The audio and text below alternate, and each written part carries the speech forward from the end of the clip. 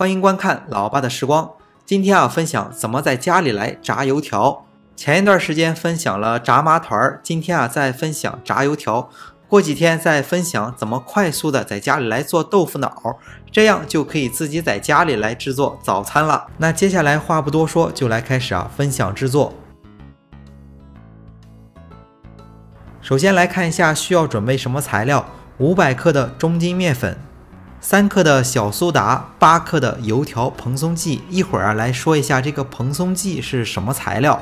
5克的食用盐，适量的1小碗的油和350克的水，这就是所有的材料。首先把3克的小苏打和8克的蓬松剂添加到面粉当中。那把材料简单的混合均匀之后，在面粉中加入2勺大概15克的食用油。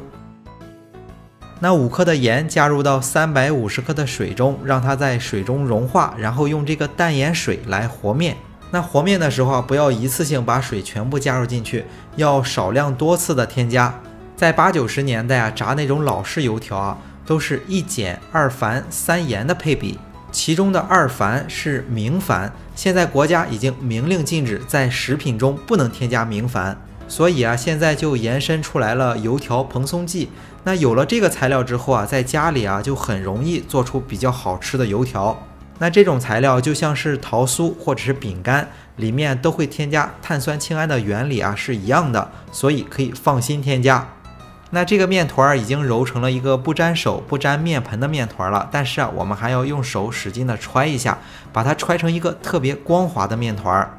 那揣好的这个面团在表面抹上少许的油，用保鲜膜给它包起来。虽然说材料里没有放酵母，但是这个面团还是需要醒发的，大概醒发的时长比较长，是3个小时左右。那做早点其实特别的辛苦，凌晨2、3点钟就需要起来准备材料。面团醒发好之后特别的软，特别的黏，我们在案板上撒上少许的干面粉。那大家应该都在早餐摊见过炸油条，要把这个面团整的特别的长，大概有10公分宽，然后长长的这个形状。那用刮刀把这个材料给它裁成2指宽，一条一条的。下锅的时候用一根筷子沾一点水抹在上面，把2条叠在一起，用筷子一压就可以下入油锅了。油要提前加热好，但是还不能太热，拉着油条的两端把它拉长，放入到油锅当中。如果油特别的热，不但特别的危险，而且炸出来的油条还特别的皮。那炸之前可以取少许的材料放入到油锅当中，那出现这种密密麻麻的小气泡，就证明油温差不多了。油温全程中火，不需要太热。炸油条的时候，油条会快速的膨胀，很快的炸好。炸的时候要用筷子不断的翻滚，直至炸成金黄色，油条就炸好了。炸好的油条把油控干净。那这款油条炸好了之后很香，而且放凉了，表面还是同样的酥脆，里面也是空心的。